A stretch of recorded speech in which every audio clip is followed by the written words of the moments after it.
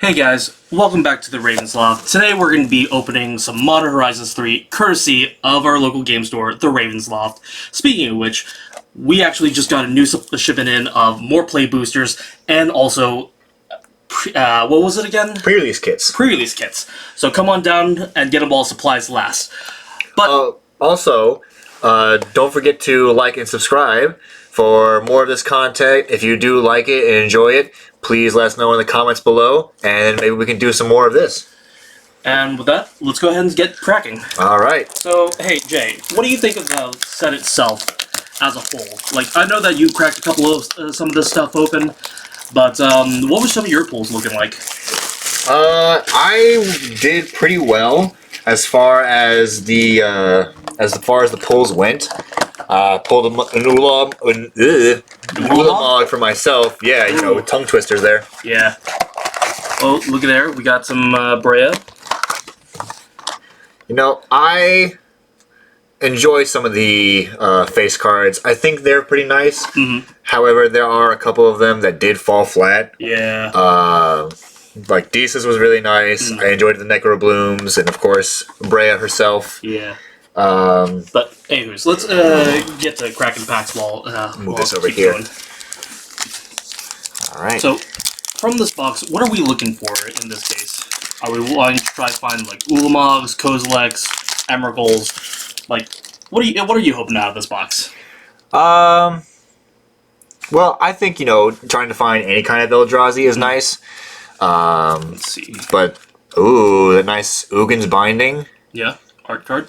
Beautiful art card there, and the showcase of it is really nice. Mm-hmm. So we got a Colossal Dreadmask in You guys foil. can see that, yeah. Yeah, there we go. But let's go ahead and start speed running. Ooh. Oh, First, start off with the Wooded Foothills. yeah, let's put that to the side up there. Yes, sir. So let's Put see. it off here. Man, this glare is killing me. Yeah, I know. We'll Ooh, try to right hold there. it right That's a here. good spot. So we got Nadir's Nightblade, a Rust of Inspiration, Ral and the Implicit Maze, Titan's Vanguard, Ghostfire Slice. This is a really good card in draft. Really? At least for me. Really? Like, did it actually serve you well? Or what are we talking? Well, the Ghostfire Slice is a 3 mana with 2 generic red for an instant spell that's devoid, and it costs 2 less to cast if an opponent controls a multicolored permanent, dealing 4 to any target. That's not bad. There wasn't too many not multicolored permanents that I encountered. However, being able to deal 4 to any target was pretty viable and like helping me win a couple games. Okay, that's not bad. I do enjoy it. They brought these kind of lands back, the ones that search for the triple, the 3 lands. Yeah. That was very prominent in Streets of New Capenna, and then the Panoramas also did that kind of searching. Let's see, Gifted Viper, Twisted Landscape, Siege Smash, Tempest Harvester. This card is really good for like energy decks because I prefer the ability to tap, pay an energy, and draw a card, discard. Mm-hmm. The loot capability of this combined with the Conduit Goblin, because the Conduit Goblin can, at the beginning of combat on your turn, you can pay an energy to give something +1/+0 in haste.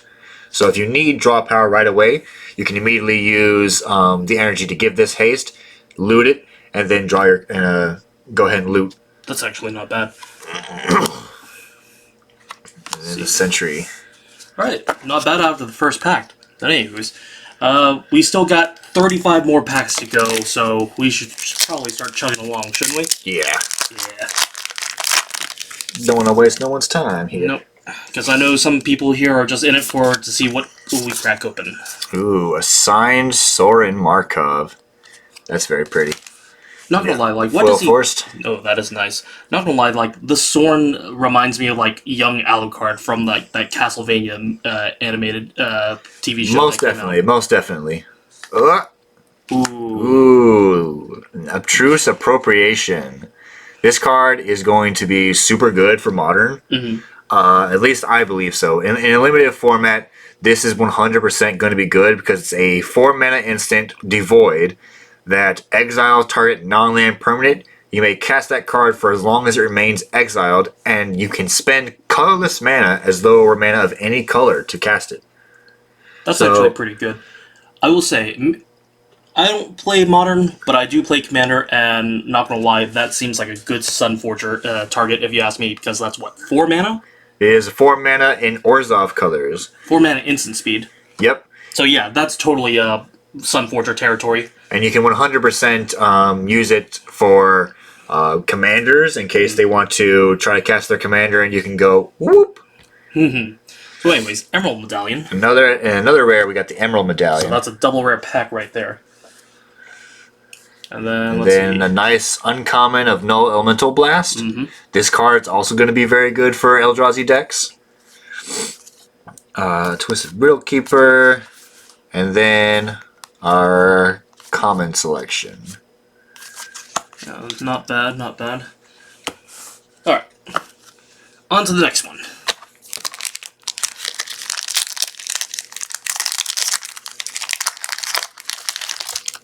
Whoosh. Alright, Cat Warrior token. Not bad, not bad. Electrozoa. Oh, come on, focus. You can see it. There we go. Come on. Ooh. Is that who Imskir, the Iron Eater. And good old Retrofoil. Well, not Retrofoil, but Retro Border, I should say. Yeah, retro border. It's got affinity for artifacts. When it enters the battlefield, you draw X cards and you lose X life, where X is the half number of artifacts you control rounded down. That's, it wouldn't be too bad as far as like Commander would go, because you have the Rowan, the Scion, that cares about losing life. And then you got the affinity for artifact decks that will be in limited formats, like Modern or even Pioneer. Just a shame what happened to that Cranial Ram. Yeah, poor guy. Out the gate. Took out back before he even came out. Witch Enchanter. This is also a really good card because of the inside joke. Witch Enchanter, Disenchanter. Because it destroys target artifact or enchantment an opponent controls. Okay. By the way, have you heard about like some of the misprints that's been going on with MH3? What's up with that? I have. I don't know what's been going on with them. I do know that a couple people at our LGS here at the Ravens Loft have pulled misprinted cards, ones with like indents in the card inside the package. Like, weren't some of our cards even like printed?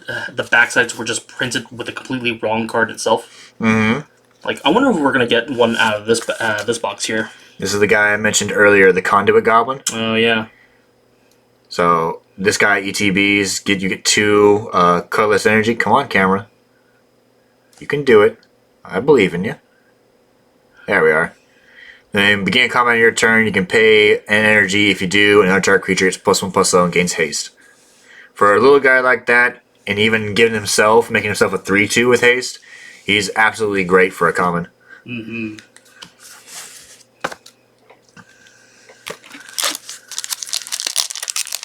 Alright, so on to the next one. Let's see. What are we getting today? Art card. Ooh, the Vanishing Whale. Yeah, or the Dreamtide Whale, that's the name of it. Foil Path of Annihilation. Ooh, Shadow of the Second Sun is our mythic. Not bad. Not bad, but a lot of people aren't very happy with the card. Yeah. They don't enjoy it taking up a mythic slot in the set. Let's see. Next card. Distinguished Conjurer. Yep. Waterlogged Teachings. Frogmere Enforcer, you enjoyed that. Oh yeah. Breaker of Creation. An Envoy of the Ancestors. These are our commons. Nice to see a Glimpse of the Impossible reprint. You know, I don't know about you, but how are you feeling about some of these new Eldrazi cards that are new to the set? I'm going to be honest, I don't like the Ulamog. Really?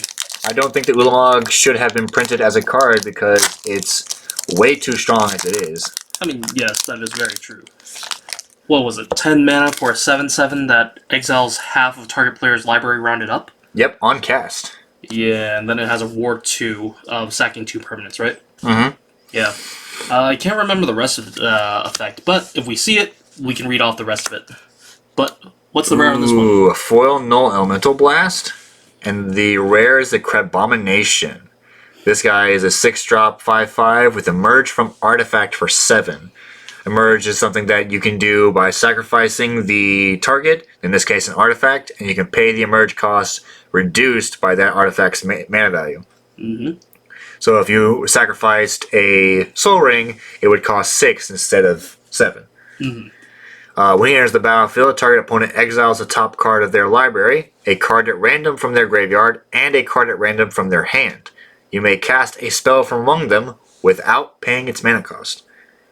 This card is a 3-for-1 that you get to exile, so no matter what, you are taking 3 cards from them, which is insane, especially in limited format.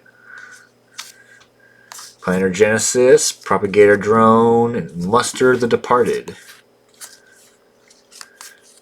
This Nyxborn Hydra is also going to be a very big problem when it comes to Hydra decks. Mm-hmm.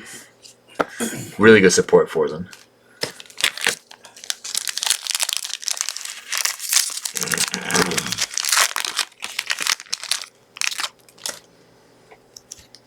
Alright, we got a Servo Turkin here. Full Art Swamps. A Foil Sink in the Stupor.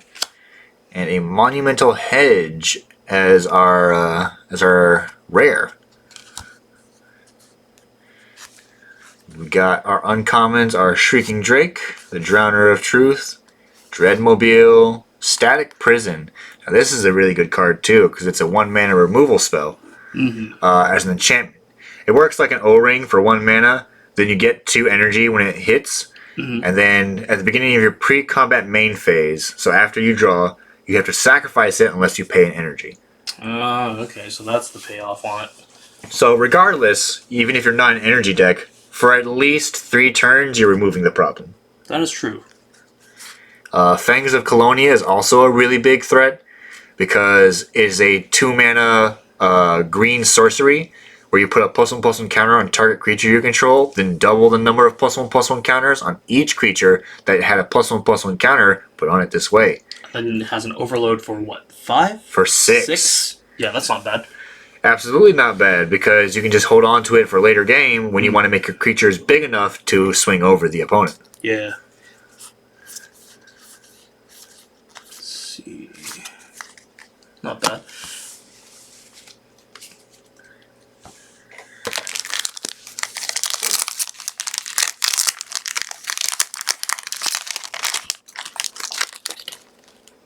Alright, Phyrexian Germ. We got a Mountain. Our foil is a Thraben Charm. And our rare is the Wheel of Potential. This is a really fun card because it gets you 3 energy, then you can pay X, and each player may exile their hand and draw X cards.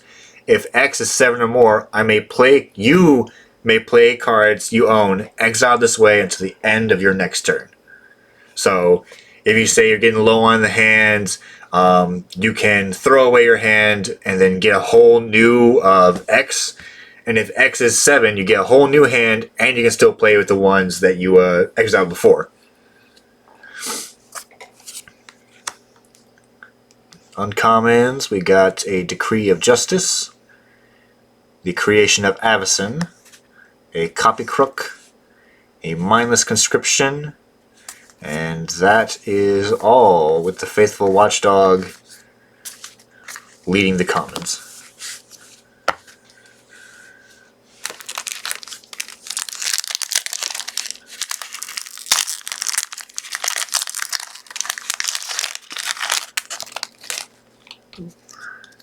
There we go.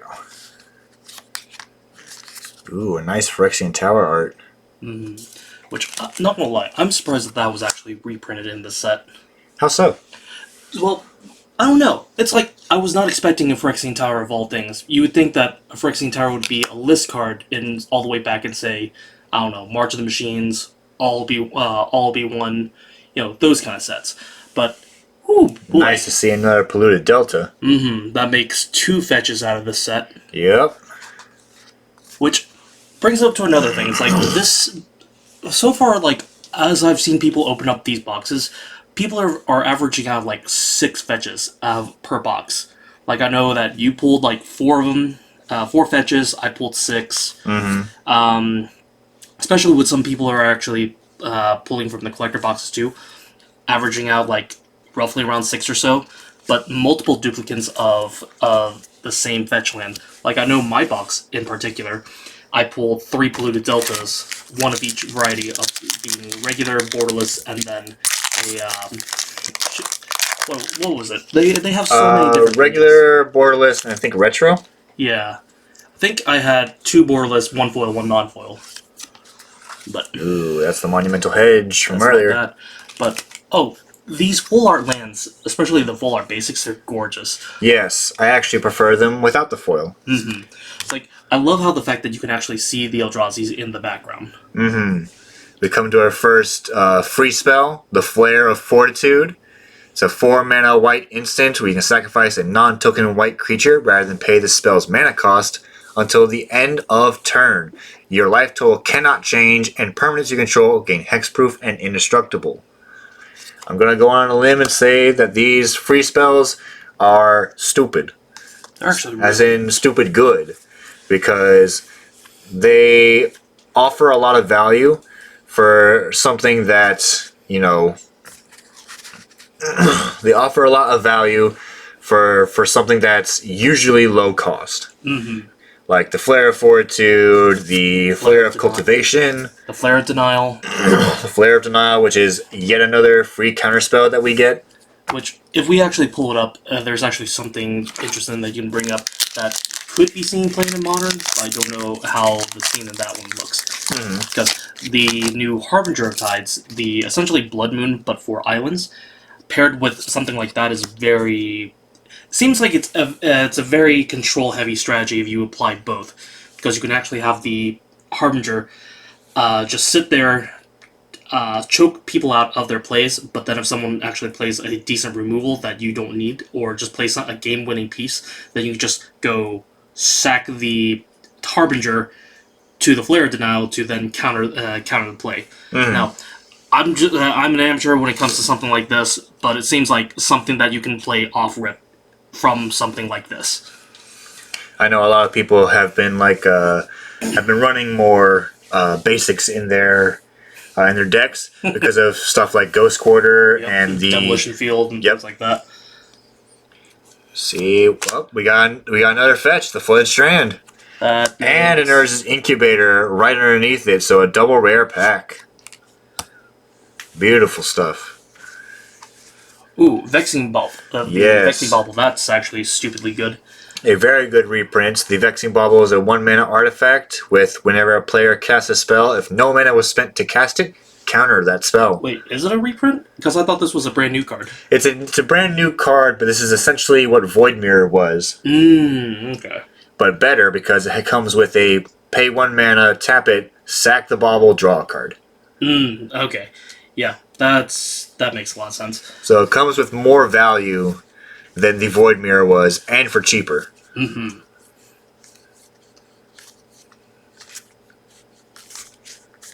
Shaking the camera. It's my bad. My bad.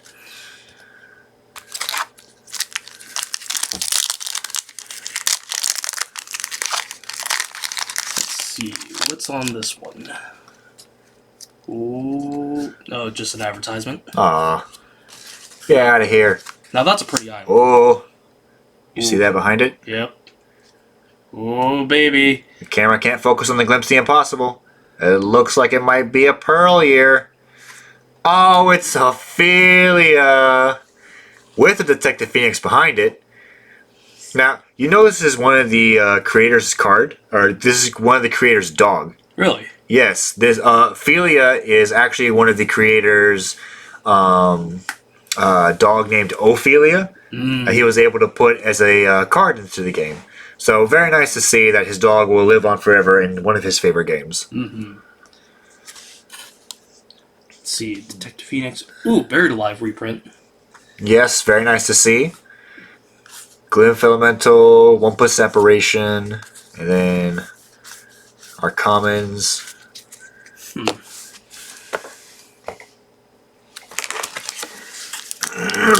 I tell you, Kay, I think we might start seeing energy decks in Pauper. Yeah.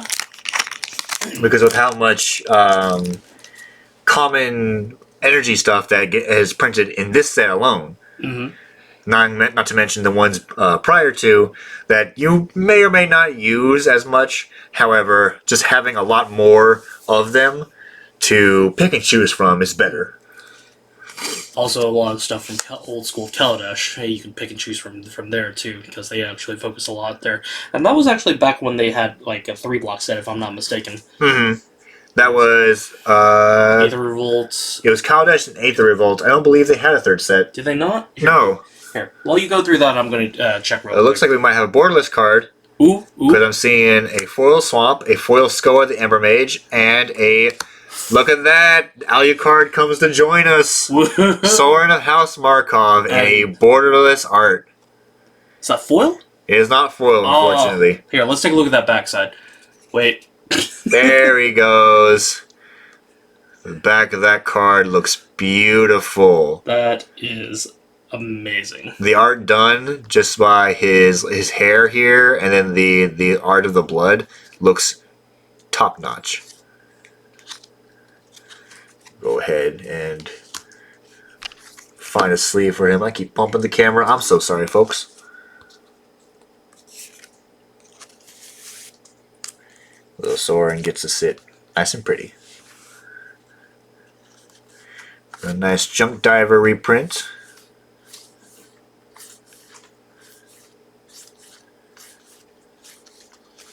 Okay, I'm going to start skipping these commons, uncommons, because I think we're starting to see a lot of them come back up.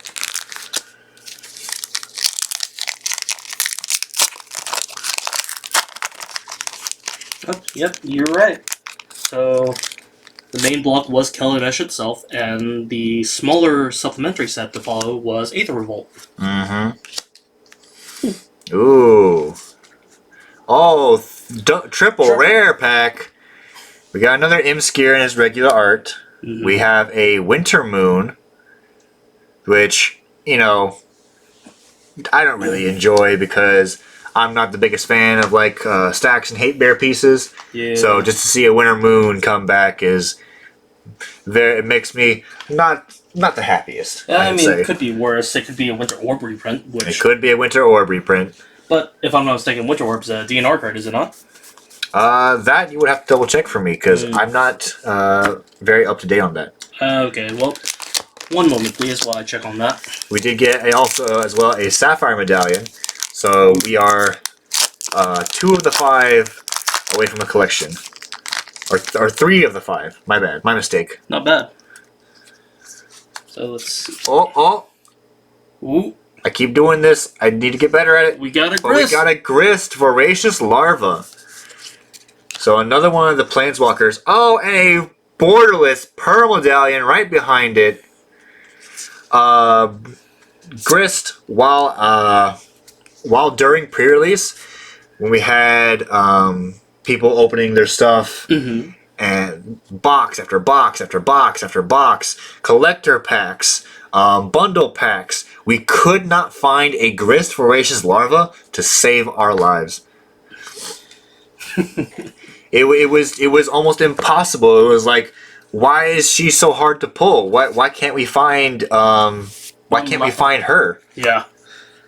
We could pull a bunch of Rows. We could pull a bunch of Tamios were pulled. So, A bunch of Sorin himself. Johnny was pulled a lot too. Yes. We knew we had a guy who pulled a textured foil of Johnny while here. Oh, wow. Okay, so looks like Winter Orb is not a DNR card. Yeah, because Ooh. it actually just got a reprint as a Secret Lair drop. Okay. Yeah. What's that secret lair in? Fallout, of all things. Yeah. Fallout. I guess that makes sense because it's a Winter Orb, and Fallout is a wasteland effectively. Yeah. So maybe it encompasses radiation. Yeah. But, ooh. Nice art of the Colossal Dread Mask, which, by the way, love that they put the meme in there for the Dreadmaw, because it makes them a Colossal Dreadmaw. I love stupid stuff like that. Ooh, Aragast, Erupting Nullkite. Now this is a really nice Eldrazi dragon that came out.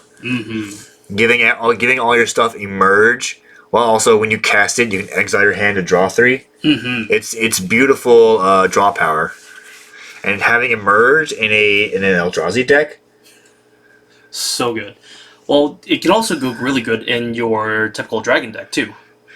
Yes, it can. Oh, no extra rare. But your typical dragon deck, I don't think would be able to like play it properly. Use it to its fullest. Yeah. Because of the cast trigger exiling your hand. That is true. And I know a lot of dragon decks like to use Bladewing. Yep. So that just really makes it kind of like a nombo in some aspects. Yeah.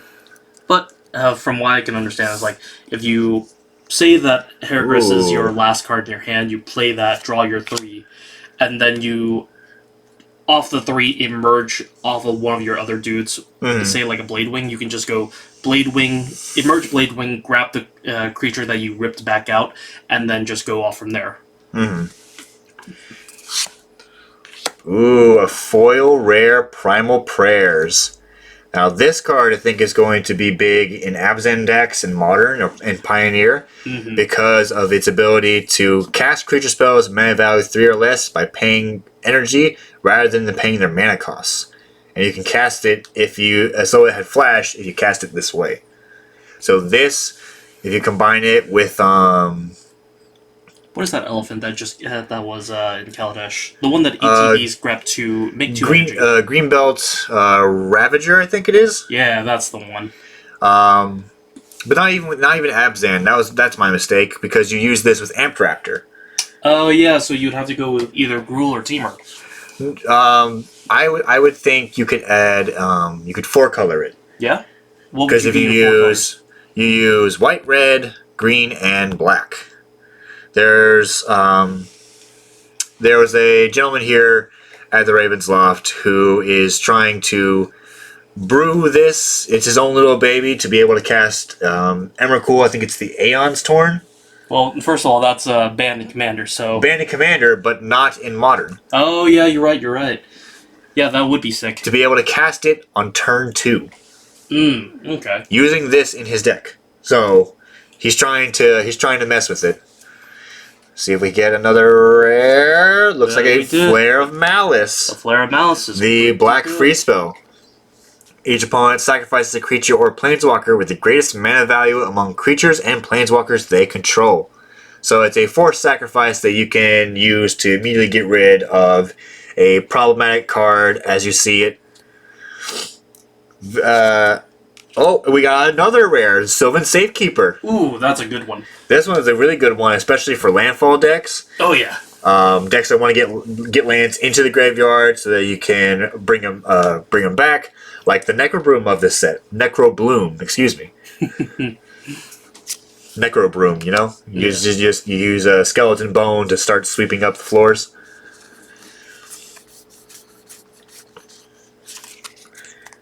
Alright.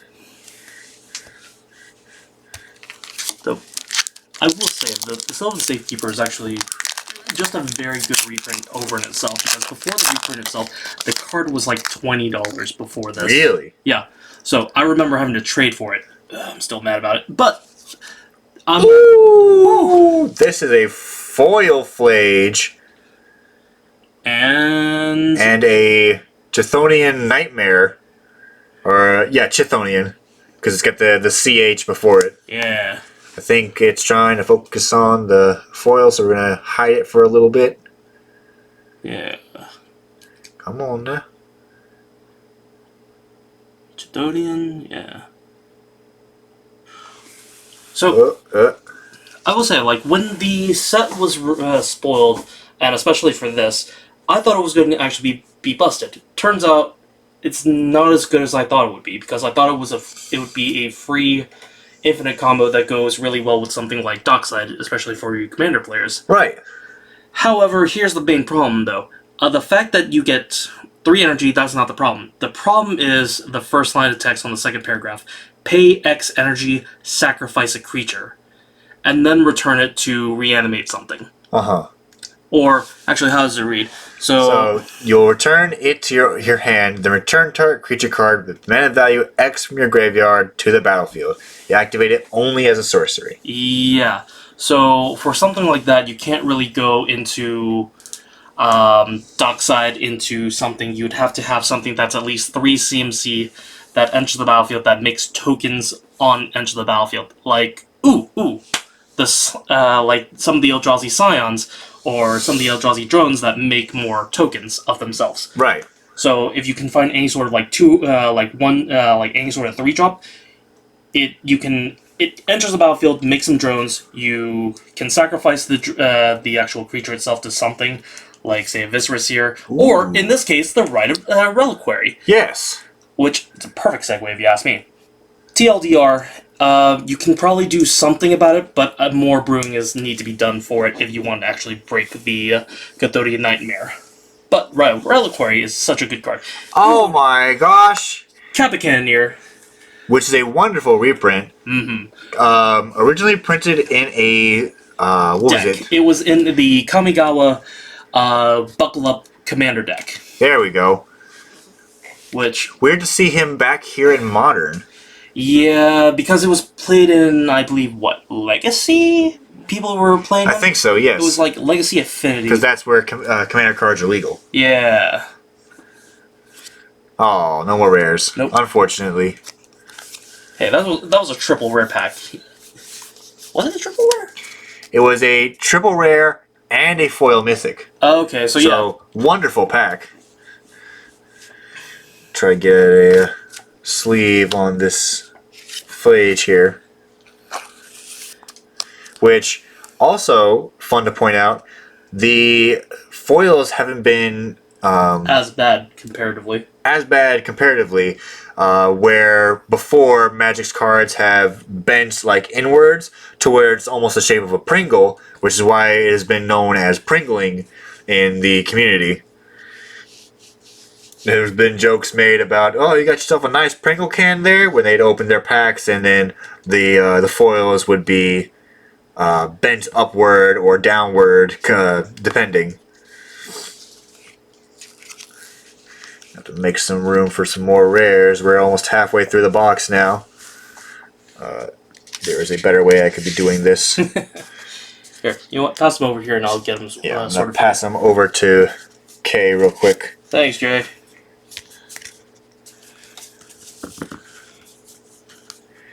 There you are. Thank you. Use this insect token to help me out. Thanks, little buddy.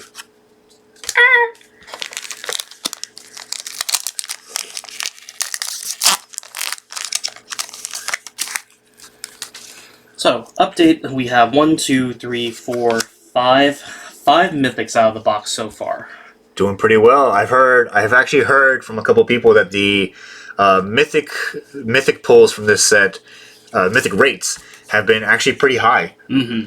As for the rares, it feels like they doubled the number of rares, which I will say is a good choice on Wizards for that, compared to something like as bad as Murders, where I don't know about you, but getting a one rare out of a play booster feels bad. Yeah. Wrath of the Skies is a good rare. Mm-hmm. Board wipe for your energy decks, because you get X energy when you pay X into it, because it's X white for a sorcery. Then you may pay an amount of energy, any amount. You destroy each artifact, creature, and enchantment with mana value less than or equal to the amount of energy you paid. Mm-hmm. Which is wonderful, because the deck Satya, which is the energy deck of this set, is able to churn out energy like it's no one's business. Which, by the way, whoever developed that deck, congratulations on putting in not 1 but 2 infinite combos in the deck, as far as we know. because there's one with Aether Geode Miner, and also any sort of the new cards that give you additional energy. So like Aether Foundry, or I can't remember what it's called. It essentially doubles up on your amount of energy. I believe it's Aether Foundry. So essentially, you can just flicker. It enters the battlefield, makes 2 energy, and then you can flicker it off of 2 energy, just for it to blink back in. But since you're netting 2 per, it's actually just infinite energy off that. Plus, Lightning Runner is another thing that's hey, look, it's a cranial ram that got banned. Rest in peace, the Cranial Ram. Anyways, enough of my yammering. What exactly rare did we get out of this one? We only got the one, the Sowing Mycospawn. Yeah. Sorry to on a bit of a tangent. That's another thing. It's like that's the kind of feels bad that I'm getting when it comes to like these one rare packs out of Play Boosters, because it's like these packs here are what like this entire box is $300. But for someone to actually get a rare out of one, and especially like their stuff, the pools are kind of it's a pretty big feels bad. But anywho's, what is these what's that? Mycospawn. Mycospawn do? He's a 4 mana, 3 colorless and a green creature. He's an Eldrazi fungus for as a 3/3. He is devoid, so he's already got no color. Okay. And he has Kicker, which is 1 and a colorless. Okay. When you cast the spell, you can search your library for a land card and put it onto the battlefield and shuffle. So, which is already crazy, because without the Kicker ability, you're searching for any land that you want, and you're putting it on the battlefield not tapped. That's not bad. Then, if you cast this spell, if it was kicked, you get to exile a target land. So against your Tron decks, or against any kind of deck that cares for what kind of lands it needs, you can just easily go, yeah, I'll pay 6 mana into this, search for my Lotus Field, or search for my piece of Tron, and then exile your tower or your power plant. It's a nice card. Don't know if you'll be able to see play, but on the off chance. Plains. Oh, Flare Cultivation. Flare of Cultivation.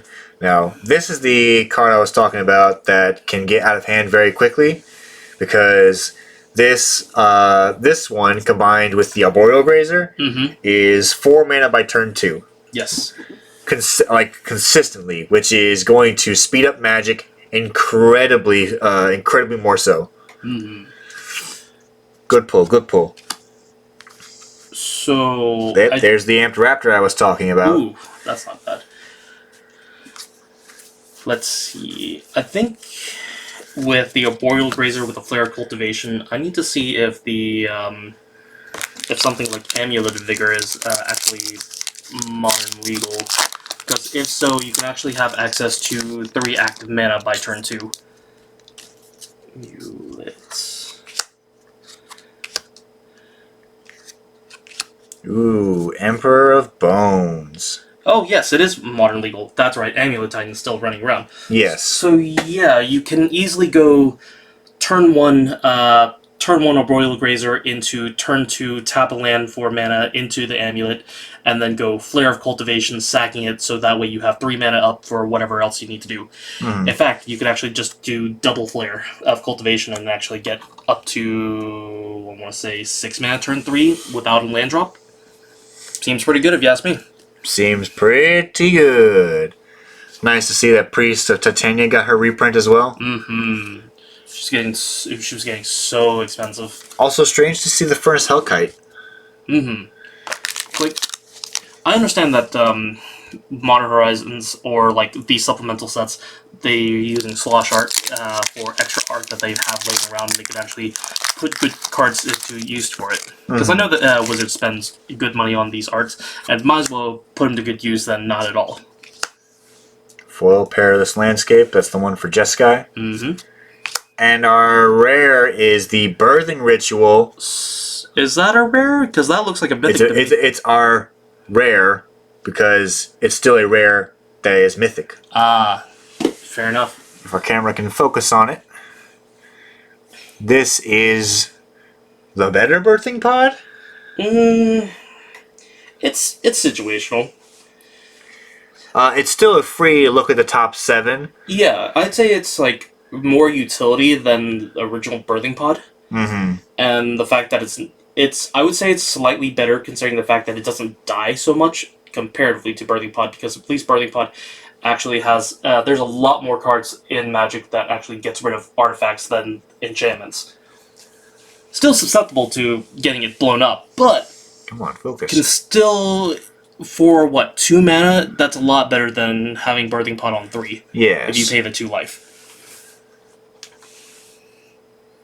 But anyways, Come on, while the camera is focusing, would you like to tell people what that does?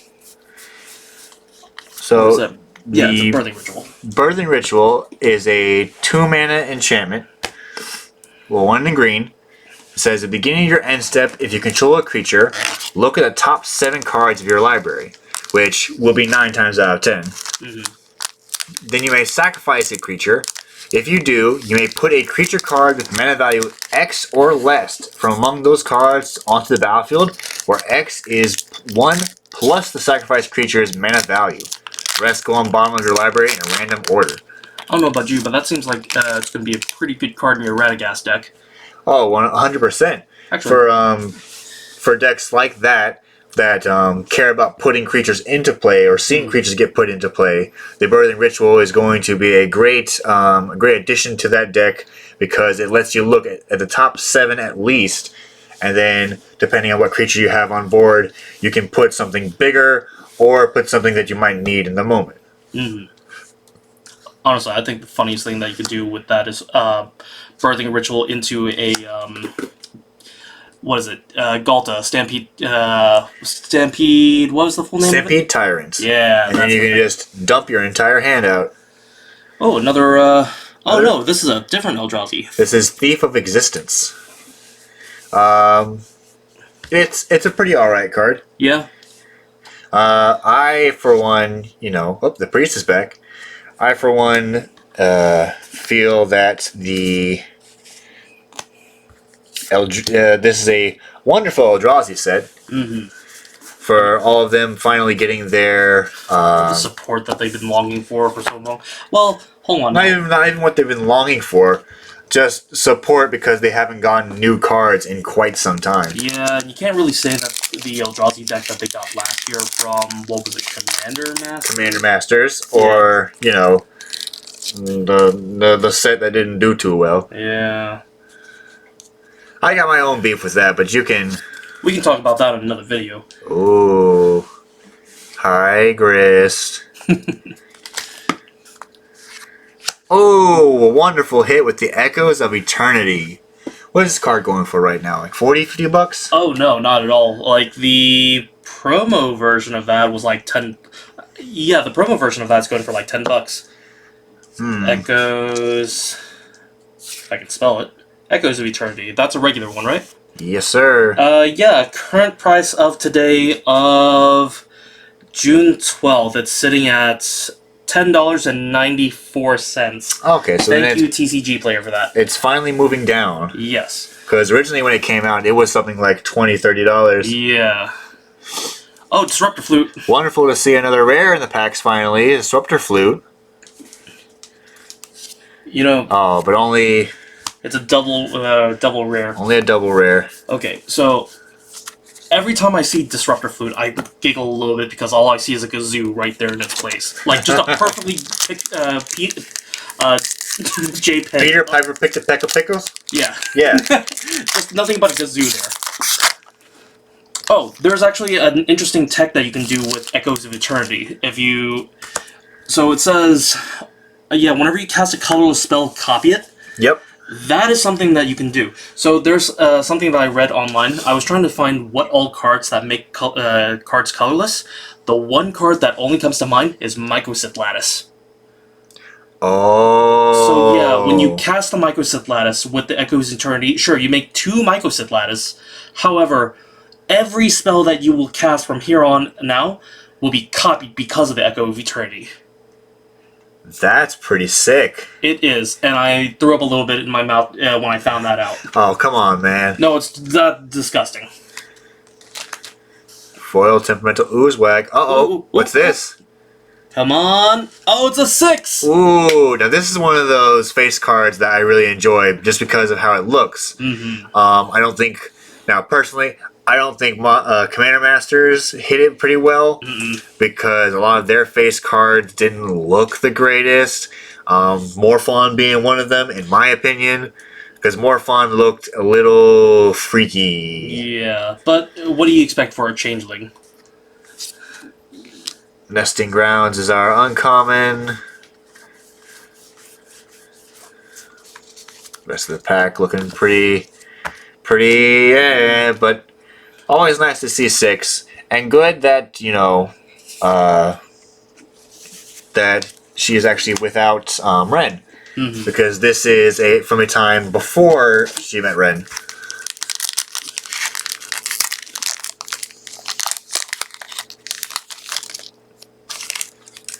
I would say 6 is a pretty busted card in itself. The fact that that last line of ability that as long as it's your turn, non-land permanents, cards you control that are in your graveyard have Retrace. For those of you people that don't know what Retrace is an ability that says you can, whenever you cast in this case, a non-land permanent, you get to cast it for its original CMC. So take, for example, this Birthing Ritual. If it's in your graveyard and you have 6 out, you can cast it for the original cost, but as for the Retrace cost, you have to pitch a land as part of it. So, say you have this is in your graveyard, you want to recast it from your grave, you pay the 2, and then you dump this land into your graveyard to then quote-unquote reanimate the card. Hey, buddy. Yeah? Brain Surge. Ah!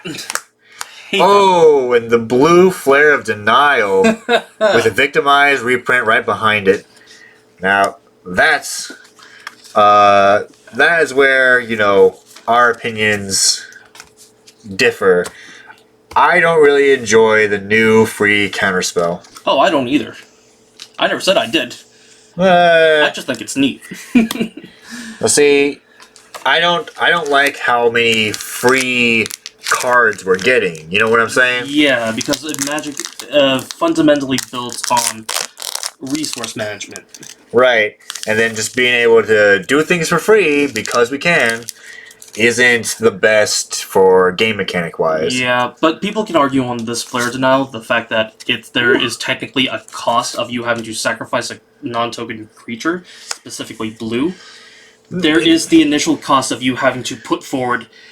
It's there. The initial investment is there in itself. But it's just a force of will. Yes. There's still nothing different between it because you're still getting rid of a blue card in order to cast something for free. It's just a force of will. It's just a force of negation. Yeah. It's still a free counterspell that you can use to your advantage, and just like the other flares, I don't really think that we needed a bunch of free spells. My miswording.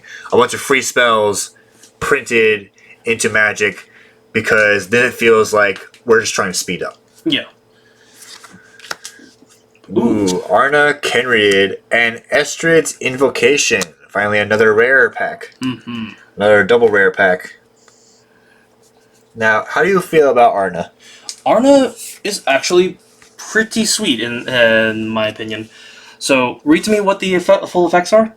So, Arna, if the camera would like to hone in, she is a 4/4 for 2 white, blue, black, flying lifelink human knight. She has flying lifelink.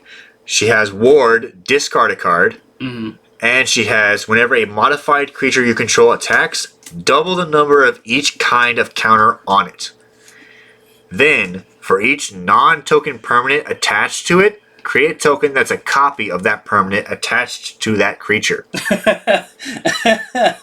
Oh, that's going to be funny with the Colossus Hammer. Yes, it is. With a lot of equipments, the Inquisitor's Flail, the Fire Shrieker, Well, the Fire Shrieker doesn't work as well. Bloodforged Battle Axe. Okay, the Bloodforged Battle Axe will work. However, I'm thinking more of all the sort of X and Y's, like Yep, the Fire swords Ice, of Truth and Justice.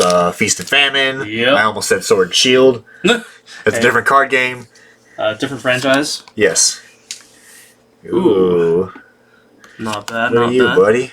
The Sewing Mycospawn. I guess different art. Looks like borderless art. Yeah. Let's see. Oh my gosh. It's a foil Ugin's Binding. I already have qualms with this card, but we'll get to that once we finish the pack. Yeah. Party Thrasher, Archway of Innovation, and a Leila. This pack is the pack we were waiting for. Oh, that is insane. So, what's your beat with Ugin's Binding? Well, I find that, you know,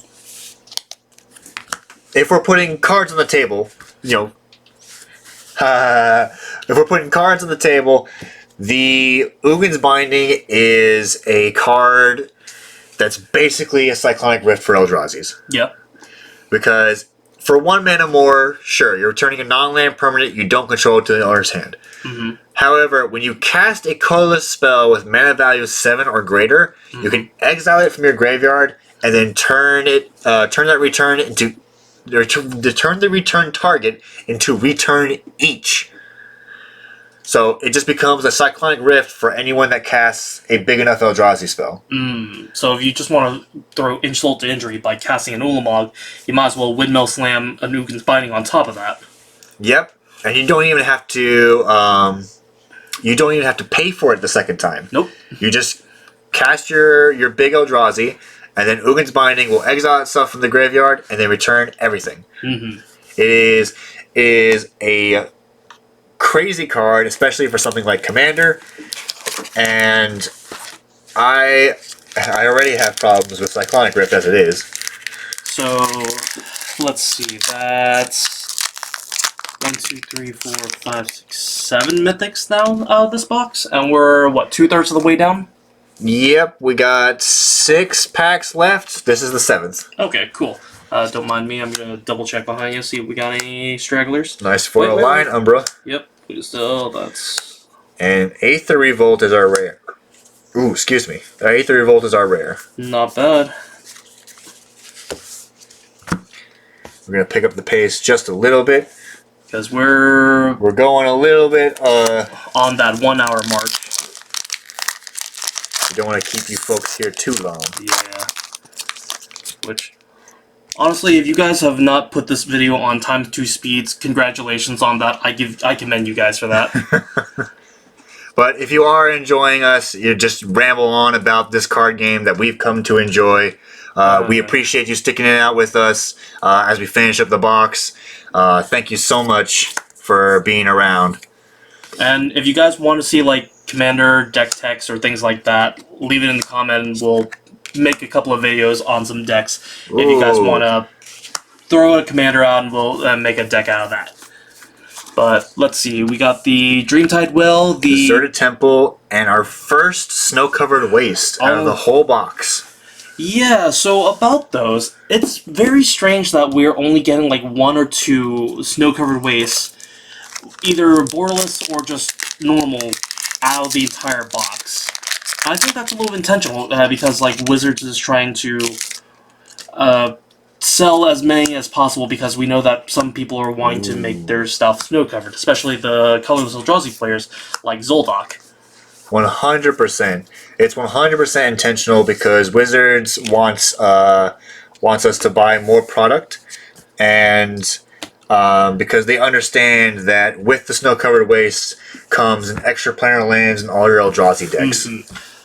But anyways, we can talk more about our gripes with Magic in itself another time. If you guys want to hear about us talk about that kind of stuff. Yeah, But, we can just sit down, have a chat with you guys, and, you know, maybe invite some guests on to speak their opinions. But let's see. We have Oh, the Satya. face card of Satya. Look at Very that nice. devilish gentleman. Mm-hmm. Let's see. Ooh, regular primal prayers. Junk Diver. Only one rare. All right. Now, the Urza's Cave being an uncommon, another Urza's Land. Mm-hmm.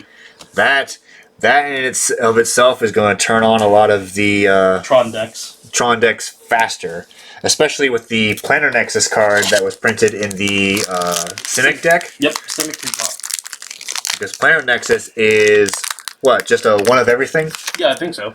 Yeah. So 100% an Urza. It turns on Urza lands two turns or a turn early. Kozilek's Command. Only one rare. But the Disciple of Freyalise is a very nice card. Mm-hmm. Oh, and there's Gary's bigger brother, the Grim Servant. 4 mana, 3/2 zombie warlock with menace. When it enters the battlefield, you're going to search your library for a card with mana value less than or equal to your devotion to black. Reveal it, put it in your hand, then shuffle. You lose 3 life. That card is going to be crazy, especially for the commander deck types. Mm-hmm. And let's see, we got 2 more left? Yeah. Just 2 more packs left. Whoosh. Alright. Alright, Zombie Token, Foul Strike, Genku Future Shaper. Not bad. Aren't you trying to build that? I am. I'm currently trying to see how the other side goes with its flicker capabilities rather than a sacrifice type deck. True. I mean, since you're running into the best colors for Flicker, you can't go wrong with that. Yes, sir. Alright, last pack. Last pack of the Night. box. Alright, So, no whammy. Here we go. No Titans yet. Nope. But we did get Ugin's Binding. We got a nice Alucard Sorin, a Foil Flage. We got a Gris. I'm pretty happy with our box, even if we don't get the Titan. Yeah. So, Win or lose, here's to the last pack. yep, here's our Flail of Malice. And thank you guys for sticking with us into the very end. Oh, a Johnny! The, what do you think, most sought after cat of the set? Probably, yeah. Next to the Ocelot Pride. Ocelot Pride? Yeah. Which... There's the boy. Yeah. Which, by the way, I played against Johnny last night, and did that kick my teeth in? He's that strong, is he? Yeah, because if I'm not mistaken, his 0 of making creatures. There it goes again. Yeah, but yeah, Johnny's 0 on his back deals damage equal to the number of cats that you control. I believe that's how it reads. You create a 2/1 Cat Warrior creature token. When you do, if you control a red permanent other than a Johnny, he deals damage equal to the number of creatures you control to any target. Yeah, so you have him plus a Goblin Bombardment or some rand anthem, such as like Shan Animosity, which, by the way, the guy that I played against had both, so... Oh, boy. So he was making the cats, but he was missing the burn damage trigger, which means that we would have died a lot sooner. Oh, no. Yeah, and he was playing, like, Anoint Procession, but he didn't see his Mondrak or his Ohir Talk, which, by the way, if you guys want to see a deck tech on good old Johnny here, let us know. Yep, and we can definitely put it up for you guys. Mm-hmm. But... with that being the end of our box, we'll go through our Mythics. Our Mythics one more time. Bring them up here for everyone to see. So let's see. We have Johnny. We have Arna Kenriad. We have the foil Ugin's Binding, a Birthing Ritual, a Shadow of the Second Sun, a foil Flage Titan of Fire's Fury, a regular Heragast, a borderless Sorin of House Markov. This is our Uncle Alucard. And then a Grist Voracious Larva with, again, only one snow-covered waste. Overall, what do you think? Oh, I almost forgot. We forgot to actually count up the fetch lands in this. Oh, yes. I think we only saw 3. 3? That's probably like the least amount that we saw in this box. Let's see. Actually, that's the least amount that I've seen in any box, 1, really. 2, 3. Yeah, well, only 3 fetches. Yeah, yeah, that's a new one. This is actually the least amount of fetches that we've actually seen in any sort of box at all, while we're here at the shop. Well, I mean, in comparison, if you look at our mythic pulls, you know, it seems fair to me. Yeah, the mythic pulls are good. The Ugin's Binding is definitely nice. But if I'm just gonna bank it off of that and maybe like the Ajani and the Gris and maybe the Soren, I say it's a take it or leave it for me, really. It's like, if it was my personal box, I'd be a little salty about it, but to be fair, it's still a box of Modern Horizons 3. You can't win them all, and you definitely can't lose them all, but the only thing you will be losing is your money. Well, and you're still walking away with at least 3 of the 5 fetches.